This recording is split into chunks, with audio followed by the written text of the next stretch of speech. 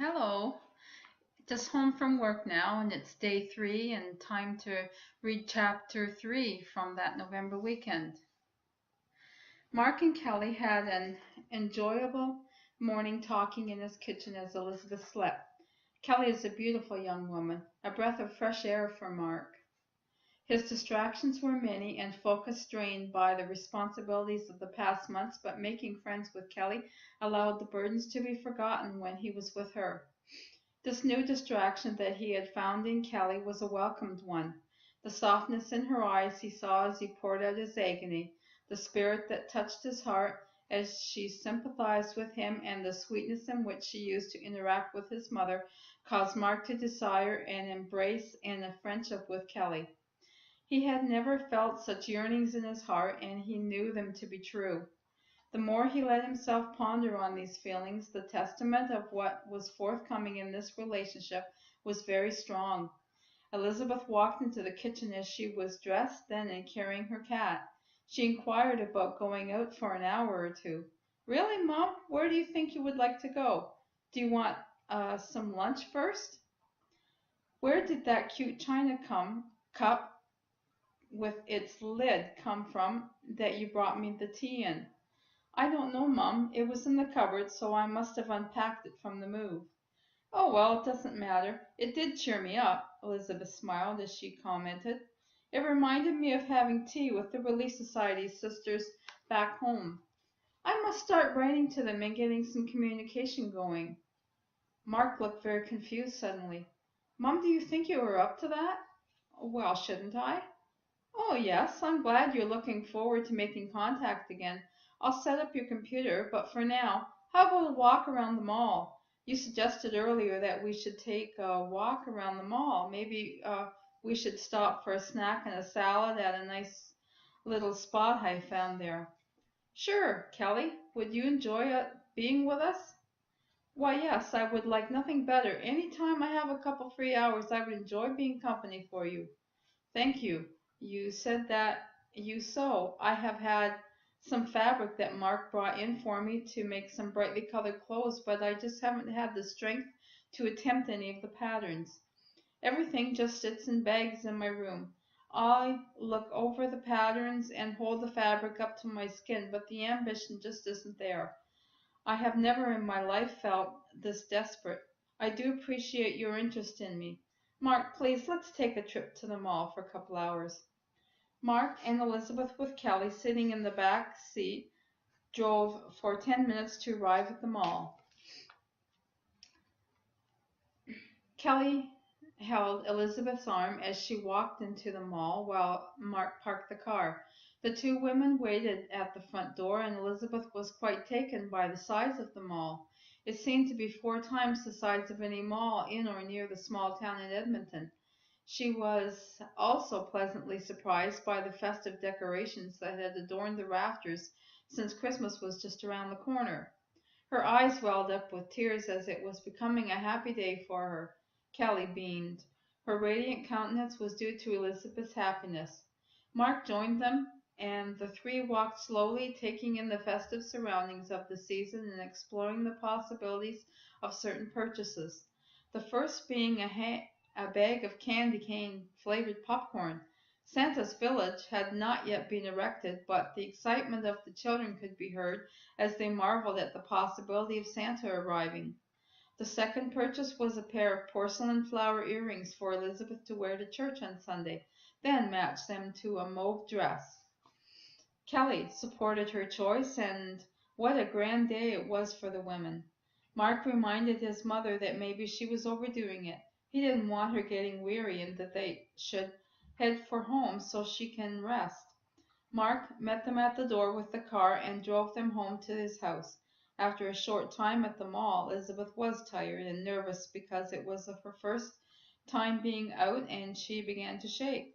Kelly saw that she was happy but had too much excitement. Elizabeth, I'll start a nice warm bath for you. I find that always calms me. Thank you, Kelly, she whispered. She could barely put one foot in front of the other to go upstairs. Mark was worried about his mother because he had not seen her that frail in weeks, so he picked her up and carried her to her room. The cat was in Kelly's way and jumped up onto the rim of the jacuzzi and watched the water fill the tub. Good cat, you stay here. The bath is for Elizabeth. The cat meowed, and Mark came into the bathroom. Kelly felt awkward, but he left a CD player with some soft music for his mother to listen to.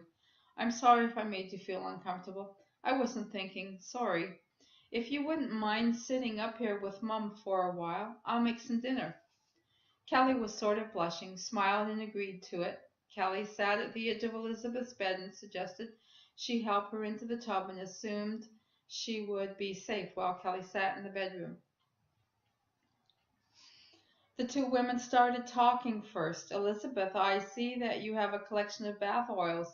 I used a combination of vanilla and chamomile. That sounds delightful. That's usually what I use, and I can't wait to soak in that. You are wonderful. Please stay acquainted with Mark. I can't believe he has only known you for a few days. How did you meet? Kelly told Elizabeth of their first meeting in front of Childress's bakery, and they both had quite a chuckle. I think Mark has been very preoccupied. My grandfather thought he was being stuck up.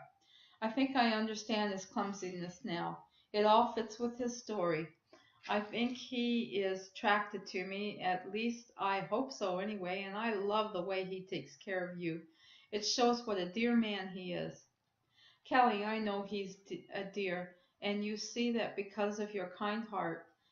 The women held hands for a moment, and Elizabeth got up with Kelly's help and proceeded to the tub. I told Mark I would sit up here with you. I'll just be in your room by the fireplace with a book. Kelly took a book from the shelf in the hallway to read instead. She sat and watched the fireplace. She thought it funny being there when she had only planned to go out for a morning jog. She sighed and smiled gently, and she wondered what more surprises the day would bring for her on that November weekend. She was certainly soothed, and the aroma from the kitchen was making its way up the stairs and into the room. She thought of Mark's well-groomed looks and his gentleness toward his mother and his attraction to her. She was quickened to his agony of the recent situation, and she bowed her head in prayer for these two people and a change in their situation as well as success in rebuilding their lives. Wonderful warmth filled her soul when she finished her prayer, and she knew it to be a confirmation that her prayer had been heard and answered. Kelly sat back in a chair and listened to the sounds from the kitchen and awaited patiently for Elizabeth to finish her bath. She opened the book and began to read until she was needed. 45 minutes had passed, and Elizabeth walked into the room wearing a bathrobe and sat in her other chair beside Kelly. How do you feel? I'm rested enough to go downstairs, but I'm going to stay here for a while in my robe. Well, sure, it's a very comfortable room. The house is fairly new, isn't it? Yes, Kelly, we are the first owners. It's the new house I never had. The house in the west was built in the 60s, and Gordon, my husband, bought it after we got married. 10 years after we started the farm equipment business. Mark was 5 years old at the time. We were only blessed with one child. Elizabeth, you are shaking again. You don't have to speak of these things if it upsets you. It does upset me to talk, but I'm getting well. It helps me. I mean, it was probably a good thing to move far away. Do you have friends and family here that you can keep in touch with? There are many people, but I have been very ill and haven't been in contact with anyone. I'm only just beginning to be able to taste my food again. Elizabeth, I am so sorry. I mostly miss my friends, the sisters from church. Elizabeth began to cry, and Kelly offered her a tissue. It's strange. I can remember their faces, but can't even remember their names yet. I think there are pictures of them that we brought, but they're packed away. Oh, I have noticed there are no pictures hanging anywhere. I have been in the rest home for 6 months, and Mark bought this house a month later and was uh,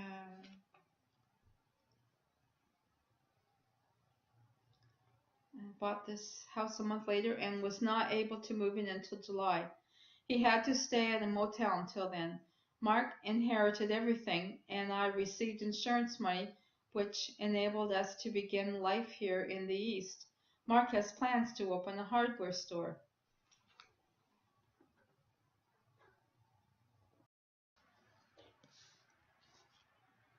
Yes, I know. It is beside the bakery where I work. That's where we met. Have you seen the store yet? No, I haven't ventured there yet. Oh, yes, that's right. I'm sorry. I forgot today was your first outing. So tell me, you have only known each other for a few days? Yes, that's right. We met on Wednesday, and then this morning on our jogging path. He ran right by me, not into me. The two women had chuckled. I imagine he was very deep in thought. I thought at first impression that he was a bit aloof, but I know differently now. Thank you. Mark is my life and my strength and all I exist for now.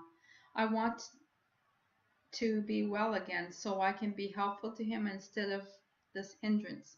Kelly interrupted. I know that you have been devastated by your loss. I wouldn't think that you are a hindrance to him. Kelly hugged her. While I am wishing to be well again, I will get exhausted from I still get exhausted from this depression. Hey, let's look through that collection of fabric that you have. I can help you coordinate. Well, yes, let's do that. I love looking through my fabric. I think we got rid of or left most of my clothing home since I am in mourning and have lost a lot of weight anyway. I have been wearing simple clothes or not even getting dressed at all. Yes, well, let's see. What have we here? There is a lot of flowered chambray. You are getting brave, aren't you? Yes, it's great for blouses, and I like it with corduroy. I have burgundy, khaki, and aqua. This chemise could be nice over something silk. Oh, ladies, did you want to come for some dinner now, or are you busy? Busy as can be, Mark. I haven't had this much fun talking with someone in a long time, and I have had with Kelly today. I can't believe you haven't known each other all your lives. She's nice, isn't she, Mum? Come, Kelly, you're welcome to stay any time. Do you like soup? Sure, Mark. I love making homemade soup. Can't wait to taste it, Mark. Mark escorted the two ladies to the table, served them and then himself, then offered a gracious prayer of thanks for the food and the company and their abundant blessings. The three of them enjoyed the soup and salad with garlic bread, cheese, and crackers. Mark and Kelly talked about how he made his scrumptious soup and even divulged some of his secret recipes. She offered to take some fabric and some of Elizabeth's patterns home with her, along with measurements to create some wonderful Christmas fashions for Elizabeth. She also offered to show Elizabeth some of her beaded jewelry, even though she does not wear dangly ornate jewelry. Kelly is very talented. She was raised in a caring Latter-day Saint family. She and her five other adopted sisters. Now, there was a wonderful coincidence. Mark and Elizabeth were also Latter-day Saints. They never chanced to meet there because Mark was very busy with his mother and only started attending church about a month ago and would only stay for the first hour.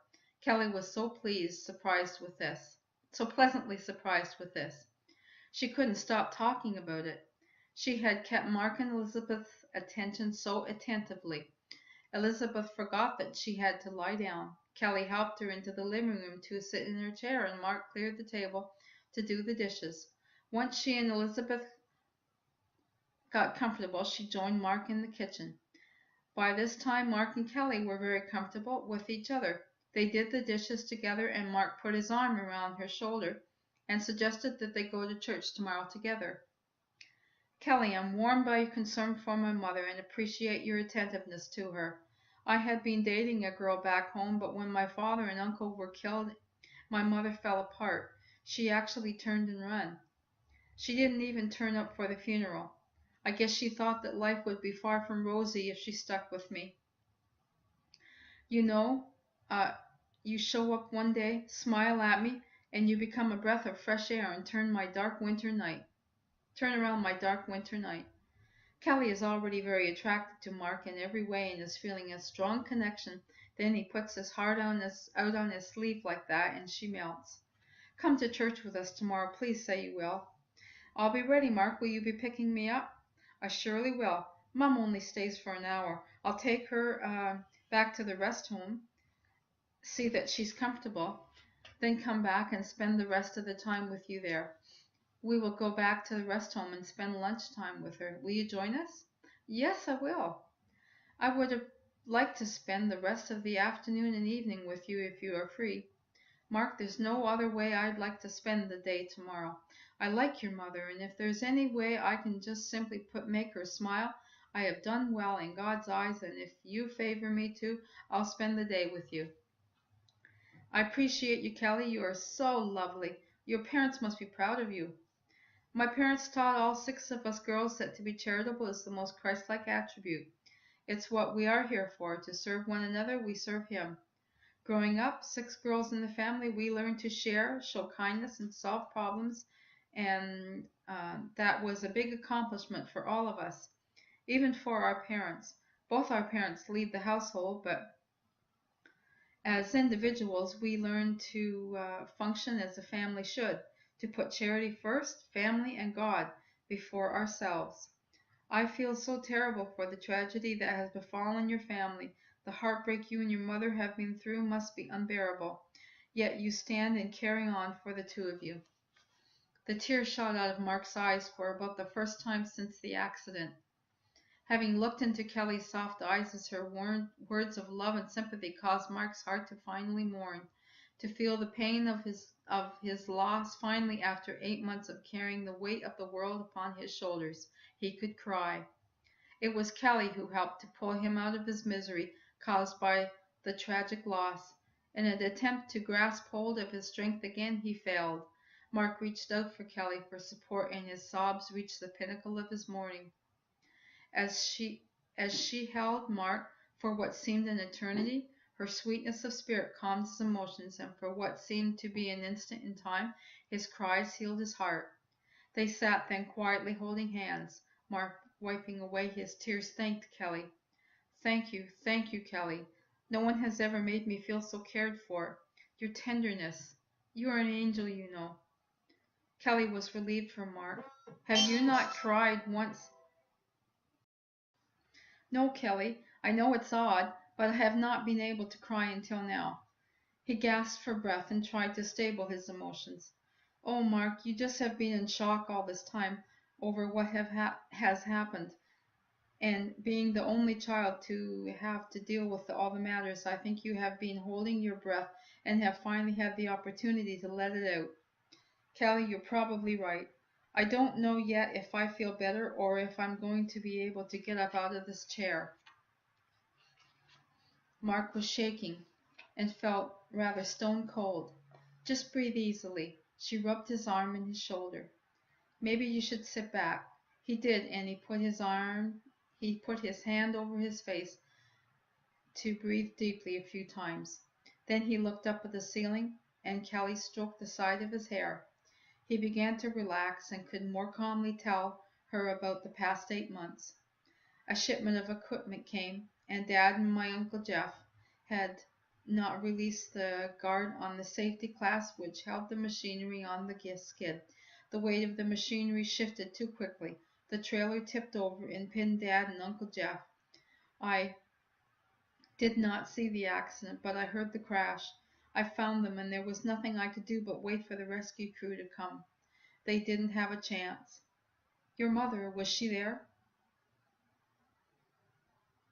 By the time I located her at the church, she and the sisters were setting up for a service project or something like that. She had already heard the news about the accident and collapsed. Her heart was broken and became so frail I thought she would die too. It sounds like she went into trauma-induced amnesia or denial. It was a lot of both those. She couldn't go to the funeral and didn't really get out of bed for 2 months. I tied up loose ends and quickly as possible sold the business and the house. I was executor in my mother's absence. I took care of the funeral myself and moved here right after all legal matters were dealt with. Fortunately, my father made provisions for us and we were well taken care of. Heaven knows the rest home must be quite an expense for you. It's all well that your father saw to looking after emergencies in his family. She may be there for quite some time. With Christmas coming, she may have a setback. She doesn't concentrate on the holidays at this time, but you are right. We believe, I mean her doctor and me, that the best thing for her was moving away and starting fresh. To prevent draining the inheritance and the insurance money, I'm opening the hardware store. That will be a whole lot easier than running a farm equipment business, and I'll have more time to look after Mom. I have to do the best with all that I have been dealt with. Sure you do, Mark. That's all anyone can ask of you. My goodness, from what I have seen, you have done well for yourself and your mother. You are strong-willed and you are good. I pray that you will be all right. Kelly's sympathy had turned the admiration for Mark because of his strength and character, and she knows his sorrow will not weigh him down. That was a tearjerker, wasn't it? So that was chapter 3. And again, I'll say that I'm enjoying reading my book again and hope you join tomorrow for chapter 4. Bye for now.